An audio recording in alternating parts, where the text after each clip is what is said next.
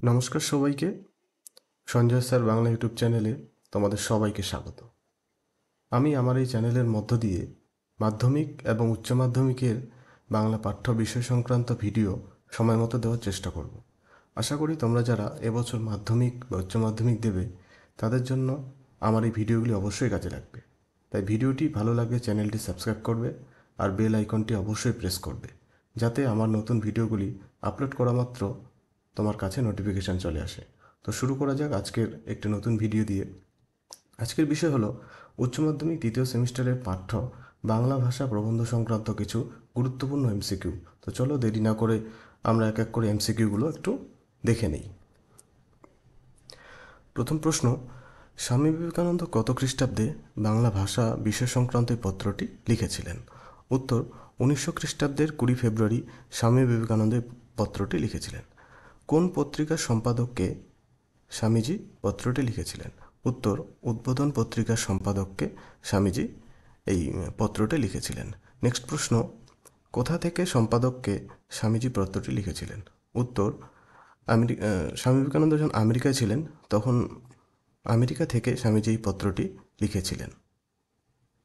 Next প্রশ্ন, বাংলা ভাষা প্রবন্ধটি কোন গ্রন্থের অন্তর্গত? বাংলা ভাষা প্রবন্ধটি ভাববার কথা নামক প্রবন্ধ গ্রন্থের অন্তর্গত, যেটি প্রকাশিত হয় 1907 খ্রিস্টাব্দে। আমরা নেক্সট প্রশ্নে যাব। নেক্সট প্রশ্ন, প্রাচীনকাল থেকে কোন ভাষাতে সমস্ত বিদ্যা চর্চা হয়ে থাকে? তোমরা যারা প্রবন্ধটা পড়োনি তারা প্রবন্ধটা একটু পড়ে নেবে, তাহলেই এই প্রশ্নগুলো বুঝতে পারবে। তো নেক্সট প্রশ্ন হচ্ছে, প্রাচীনকাল থেকে কোন ভাষাতে সমস্ত বিদ্যা চর্চা হয়ে থাকে? উত্তর, সংস্কৃত ভাষা। আমরা সকলেই জানি যে সংস্কৃত ভাষায় প্রাচীন যে শাস্ত্র, আমাদের রামায়ণ মহাভারত থেকে শুরু করে অন্যান্য শাস্ত্রগুলো, সেগুলো সংস্কৃত ভাষাতে লেখা হয়েছিল। প্রশ্ন, কোন ভাষার জন্য বিদ্বান ও সাধারণের মধ্যে অপার সমুদ্র অর্থাৎ ব্যবধান তৈরি হয়েছিল? উত্তর হবে সংস্কৃত ভাষা। এই সংস্কৃত ভাষার জন্যই কিন্তু যারা বিদ্বান এবং যারা সাধারণ মানুষ তাদের মধ্যে একটা অপার সমুদ্র অর্থাৎ একটা বিস্তর পার্থক্য তৈরি হয়েছিল। নেক্সট প্রশ্ন, স্বামীজির মতে চলিত ভাষাতে কি শিল্প নৈপুণ্য সম্ভব? স্বামী বিবেকানন্দের মতে চলিত ভাষাতেও কিন্তু শিল্প নৈপুণ্য সৃষ্টি করা সম্ভব, অর্থাৎ আমরা যারা সাহিত্য পড়ি সেই সব সাহিত্যগুলো কিন্তু চলিত ভাষাতেও লেখা সম্ভব। আমরা চলে যাব পরের প্রশ্নে। প্রশ্ন, গৌতম বুদ্ধ, চৈতন্যদেব ও রামকৃষ্ণ সকলেই কোন ধরনের ভাষাকে লোকশিক্ষার উপযুক্ত বলে মনে করেছেন? গৌতম বুদ্ধ, চৈতন্যদেব ও রামকৃষ্ণ সকলেই কিন্তু মান্যচলিত ভাষাতেই মানুষকে শিক্ষাদান করেছেন এবং এই ভাষাটিকে লোকশিক্ষার উপযুক্ত ভাষা বলে মনে করেছেন। নেক্সট প্রশ্ন, গৌতম বুদ্ধ থেকে চৈতন্যদেব ও রামকৃষ্ণ সকলেই কী জন্য বিখ্যাত? সকলে কিন্তু লোকহিত কর্মকাণ্ড অর্থাৎ জনকল্যাণমূলক কাজের জন্য বিখ্যাত, অর্থাৎ এনারা কিন্তু জনকল্যাণ কাজের জন্যে গোটা জীবনব্যাপী কাজ করে গেছেন। নেক্সট প্রশ্ন, সাধারণ খেটে খাওয়া মানুষের পক্ষে কোন ভাষা দুর্বোধ্য?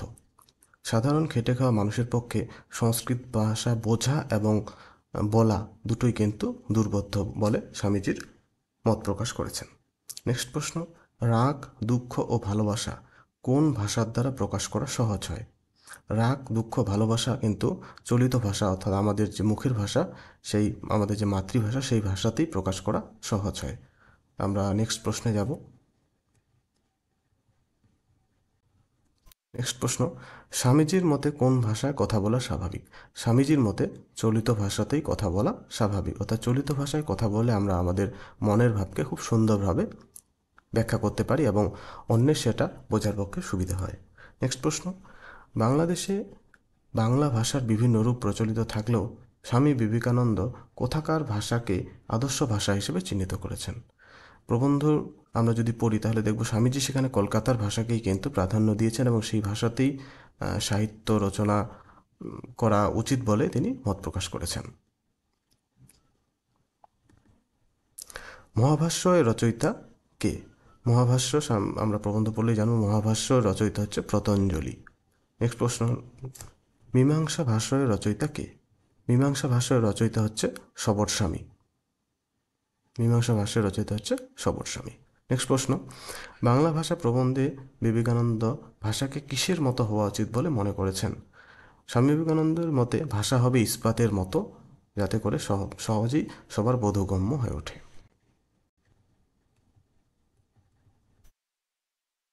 নেক্সট প্রশ্ন, বিবেকানন্দ কোন ভাষাকে মৃত ভাষা বলেছেন? বিবেকানন্দ সংস্কৃত ভাষাকে মৃত ভাষা বলেছেন। প্রাবন্ধিকের মতে কৃত্রিম ভাষার পরিণতি কী হবে? প্রাবন্ধিকের মতে কৃত্রিম ভাষা ধীরে ধীরে বিলুপ্ত হয়ে যাবে, অর্থাৎ যেই ভাষার মধ্যে কৃত্রিমতা লক্ষ্য করা যায় সেই ভাষা কিন্তু ধীরে ধীরে সমাজ থেকে হারিয়ে যেতে থাকে। নেক্সট প্রশ্ন, কলকাতার ভাষা কেন সারা দেশে ছড়িয়ে পড়বে বলে প্রাবন্ধিক মনে করেছেন? প্রাবন্ধিকের মতে এই ভাষা প্রাকৃতিকভাবে শক্তিশালী ও গতিশীল, সেই কারণে এই ভাষা কিন্তু সারা দেশে ছড়িয়ে পড়বে, অর্থাৎ আমাদের বাংলাদেশে ছড়িয়ে পড়বে, আমাদের বাংলায় ছড়িয়ে পড়বে। ভাষার সাথে সাথে আর কি পরিবর্তন হয়? ভাষার সাথে সাথে কিন্তু সমাজ ব্যবস্থার একটা পরিবর্তন হয়, অর্থাৎ সমাজ ব্যবস্থা যদি আমাদের পরিবর্তন হয় সেক্ষেত্রে ভাষার পরিবর্তন দেখা যায়, এবং ভাষা পরিবর্তন হলে সমাজ ব্যবস্থারও কিন্তু সংস্কৃতিরও পরিবর্তন দেখা দেয়। নেক্সট প্রশ্ন, ভাষা ও চিন্তার মধ্যে কী সম্পর্ক? ভাষা ও চিন্তার মধ্যে কী সম্পর্ক? তোমরা সকলে যেন ভাষা মাধ্যমে আমরা চিন্তা করি এবং ভাব প্রকাশ করি, এটাই ভাষা এবং চিন্তার মধ্যে সম্পর্ক। সংস্কৃত ভাষা কৃত্রিম ব্যবহার সম্পর্কে স্বামীজি কি বলেছেন? সংস্কৃত ভাষা কৃত্রিম ব্যবহার সম্পর্কে বলেছেন যে ভাষাকে দুর্বোধ্য করে তোলে, অর্থাৎ ভাষা যদি কৃত্রিমতায় ভরে যায় তাই সেক্ষেত্রে ভাষা বোঝা সে একটু কষ্টসাধ্য হয়ে ওঠে। ভাষা কেমন হওয়া উচিত? সাধারণ মানুষের বোঝার উপযোগী। ভাষা কেমন উচিত? ভাষা যাতে সাধারণ মানুষ বুঝতে পারে সেরকমই হওয়া উচিত। নেক্সট প্রশ্ন, পূর্বের কোন কোন শাস্ত্রের ভাষা স্বাভাবিক ছিল বলে স্বামীজি উল্লেখ করেছেন? পূর্বে আমরা প্রবন্ধ পড়লে সেখানে মীমাংসা ভাষ্য, মহাভাষ্য, ব্রাহ্মণের সংস্কৃত এবং আচার্য শঙ্করের ভাষ্য এ কথা উল্লেখ পাবো। এগুলো শাস্ত্রের এবং ভাষা স্বামীজির পক্ষে স্বাভাবিক বলে মনে হয়েছিল। নেক্সট প্রশ্নে যাব আমরা, ভাষার মূল উদ্দেশ্য কী? ভাষার মূল উদ্দেশ্য হচ্ছে মনের ভাব প্রকাশ করা। নেক্সট প্রশ্ন, স্বামীজির মতে কোন যুগের সংস্কৃত ভাষা রচনা বেশি সহজসাধ্য ছিল? স্বামীজির মতে প্রাচীন যুগের সংস্কৃত ভাষা বেশি সহজবোধ্য ছিল। আমরা একটু আগে দেখলাম যে এখানে মীমাংসা ভাষ্য, মহাভাষ্য, ব্রাহ্মণের সংস্কৃত, আচার্য শঙ্করের ভাষ্য, এই গ্রন্থগুলো কিন্তু প্রাচীনকালের, সে কারণে প্রাচীন যুগের রচনাগুলো কিন্তু স্বামীজির মতে রচনা বেশি সহজবোধ্য ছিল বলে মনে করেছেন। নেক্সট প্রশ্ন, স্বামীজির ভাষার কোন দিকটিকে বেশি গুরুত্ব? স্বামীজি ভাষার কোন দিকটিকে বেশি গুরুত্ব দিয়েছিলেন? স্বামীজির মতে ভাষা হবে স্বাভাবিক ও শক্তিশালী, এই দুটো বিষয়ের উপর কিন্তু স্বামীজি গুরুত্ব দিয়েছেন, অর্থাৎ স্বাভাবিক হতে হবে এবং শক্তিশালী হতে হবে। নেক্সট প্রশ্ন, ভাষার কখন বেশি প্রাণবন্ত থাকে? ভাষা কখন বেশি প্রাণবন্ত থাকে? যখন জাতির মধ্যে শক্তি থাকে, অর্থাৎ জনগণ যখন শক্তিশালী থাকে এবং সেই সমাজ যখন সঠিক পথে চলে তখন কিন্তু ভাষার মধ্যে প্রাণবন্ত থাকে, অর্থাৎ ভাষার মধ্যে কৃত্রিমতা প্রবেশ করে না। নেক্সট প্রশ্ন, স্বামীজি কোন ধরনের ভাষার সমর্থক ছিলেন? স্বামীজি সাধারণ মানুষের ভাষার সমর্থক ছিলেন, অর্থাৎ সাধারণ মানুষের মুখে মুখে যে ভাষা প্রচলিত স্বামীজি কিন্তু সেই ভাষাকেই ব্যবহার করার কথা বলেছেন এবং সেই ভাষাতে সাহিত্য রচনা করারও উপদেশ দিয়েছিলেন। নেক্সট প্রশ্ন, ভাষার সরলীকরণের মাধ্যমে কি অর্জন করা সম্ভব? ভাষার সরলীকরণের মাধ্যমে জাতীয় ঐক্য একতা সম্ভব, অর্থাৎ ভাষার যদি সবার মধ্যে সমান হয়, অর্থাৎ একটা ভাষায় যদি একটা এলাকার মধ্যে ছড়িয়ে থাকে তাহলে জাতির যেমন ঐক্য হয়, অর্থাৎ সাধারণ মানুষের মধ্যে একতা দেখা দেয়। নেক্সট প্রশ্ন, স্বামীজির মতে ভাষা কৃত্রিম হলে কি হয়? স্বামীজির মতে ভাষা কৃত্রিম হলে ভাব প্রকাশের ক্ষেত্রে সমস্যা হয়, অর্থাৎ ভাষা কৃত্রিম হলে কিন্তু ভাব প্রকাশ আমরা সহজে করতে পারি না। নেক্সট প্রশ্ন, ভাষার সবচেয়ে বড় গুণ কি হওয়া উচিত? ভাষার সবচেয়ে বড় গুণ হওয়া হচ্ছে সহজবোধ্য ও বোধগম্য, অর্থাৎ ভাষা সহজ হবে এবং সহজেই যাতে সেই ভাষা বোঝা যায়। নেক্সট প্রশ্ন, স্বামী বিবেকানন্দ কিসের মাধ্যমে ভাষার পরিবর্তন সম্ভব বলে মনে করেছেন? স্বামী বিবেকানন্দ কিসের মাধ্যমে ভাষার পরিবর্তন হয় বলে মনে করেছেন? স্বামী বিবেকানন্দ রেল এবং যোগাযোগের উন্নতির ফলে ভাষার পরিবর্তন সম্ভব, অর্থাৎ রেল যোগাযোগের মাধ্যমে যেরকম আমরা এক জায়গা থেকে অন্য জায়গায় সহজেই যাওয়া আসা করতে পারি, তাহলে আমরা বিভিন্ন সংস্কৃতির মানুষের সঙ্গে যখন যোগাযোগ করি তখন বিভিন্ন ভাষা শেখার একটা প্রবণতা থাকে, এভাবেই কিন্তু ভাষার পরিবর্তন হয়, অর্থাৎ ভাষা কিন্তু এই যোগাযোগের মাধ্যমে ছড়িয়ে পড়ে। ভাষার উন্নতি কিসের লক্ষণ? ভাষার উন্নতি হচ্ছে জাতির উন্নতি, অর্থাৎ ভাষা উন্নত হলে জাতিও কিন্তু উন্নত হয়। নেক্সট প্রশ্ন, স্বামীজির মতে কোন ভাষা ধীরে ধীরে শক্তিশালী হয়ে উঠছে? স্বামীজির মতে কলকাতার ভাষা ধীরে ধীরে শক্তিশালী হয়ে উঠছে। নেক্সট প্রশ্ন, স্বামীজি কেন সংস্কৃত ভাষার অতিরিক্ত ব্যবহারের বিরোধিতা করেছেন? স্বামীজি কেন সংস্কৃত ভাষার অতিরিক্ত ব্যবহারের বিরোধিতা করেছেন? তাহলে সংস্কৃত ভাষা সাধারণের ভাষা নয় জন্য, অর্থাৎ সংস্কৃত ভাষা সাধারণ ভাষা নয় জন্য সাধারণ মানুষ সে ভাষা বুঝতে পারে না। সে কারণে স্বামীজি কিন্তু সংস্কৃত ভাষাকে অতিরিক্ত ব্যবহারে বিরোধিতা করেছেন এবং চলিত ভাষাকে তিনি সমর্থন জানিয়েছেন। নেক্সট প্রশ্ন, স্বামীজি কোন ভাষাকে গদাই লস্করি চাল বলে উল্লেখ করেছেন? স্বামীজি সংস্কৃত ভাষাকে গদাই লস্করি চাল বলেছেন। গদাই লস্করি চাল বলতে একটা আলসেমি চালকে বোঝানো হয়েছে। গদাই লস্করি চাল বলতে অলসতামি, সংস্কৃত ভাষা সেই চালকে স্বামীজি গদাই লস্করি চালের সঙ্গে তুলনা করেছেন। মহর্ষি ভরত কে ছিলেন? আমরা প্রবন্ধ পড়লে মহর্ষি ভরতের কথা এখানে পাবো প্রবন্ধের মধ্যে। মহর্ষি ভরত ছিলেন নাট্যশাস্ত্র গ্রন্থের রচয়িতা। আচার্য শঙ্কর কে ছিলেন? আচার্য শঙ্কর ছিলেন একজন দার্শনিক। নেক্সট প্রশ্ন, প্রবন্ধিকের মধ্যে কোনো কিছু লেখার সময় পণ্ডিতেরা যেরকম ভাষা ব্যবহার করে বলে মনে করেছেন, প্রবন্ধিকের মতে কিম্ভূত কিমাকার ভাষা ব্যবহার করেছেন। পূর্ব পশ্চিমে ভেদ কিভাবে দূর হবে?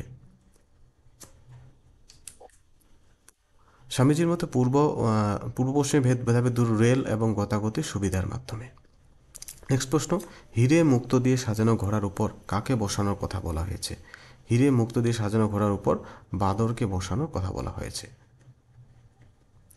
নেক্সট প্রশ্ন, প্রবন্ধটিতে কোন রাক্ষসীর প্রসঙ্গ আছে? প্রবন্ধটিতে ব্রহ্ম রাক্ষসীর প্রসঙ্গ আছে বলে আমরা এক জায়গায় জানতে পারি। তোমরা প্রবন্ধটা একটু দেখে নেবে। নেক্সট প্রশ্ন, প্রবন্ধটিতে গানে কত নারীর টানের কথা বলা হয়েছে? প্রবন্ধটিতে 36 নারীর টানের কথা বলা হয়েছে, অর্থাৎ 36 রাগিনীর কথা বলা হয়েছে। গহনা পরা মেয়ে দেখলেই কি মনে হবে বলে স্বামীজি উল্লেখ করেছেন? গহনা পরা মেয়ে দেখলেই দেবী বলে মনে হবে বলে স্বামীজি উল্লেখ করেছেন। তো আপাতত তোমাদের এগুলো এমসিকিউ দেখলেই হয়ে যাবে, অর্থাৎ পরীক্ষার জন্য এগুলোই কিন্তু যথেষ্ট। এছাড়াও তোমার প্রবন্ধটি আরেকটু ভালোভাবে দেখবে, যেখানে ব্যাখ্যামূলক প্রশ্ন আসে, অর্থাৎ শুদ্ধ অশুদ্ধ, সেখানে কারণ বিবৃতি উল্লেখ করা থাকে, সেগুলো কিন্তু প্রবন্ধটা ভালোভাবে না পড়লে কিন্তু উত্তর করা খুবই কঠিন হয়ে দাঁড়াবে। যে কারণে প্রবন্ধটা তোমাদের ভালোভাবে বুঝতে হবে। আমি এর পরের ভিডিওতে প্রবন্ধটাকে লাইন ধরে ধরে ব্যাখ্যা করে বোঝানোর চেষ্টা করব। সে কারণে তোমরা অবশ্যই চ্যানেলটি সাবস্ক্রাইব করবে এবং বেল আইকনটি অবশ্যই প্রেস করে রাখবে, যাতে করে বাংলা ভাষা প্রবন্ধের ভিডিওটি আপলোড করা মাত্র তোমাদের কাছে নোটিফিকেশন চলে যায়। তো চলো, আজকের ভিডিওটি এ পর্যন্তই। Thank you.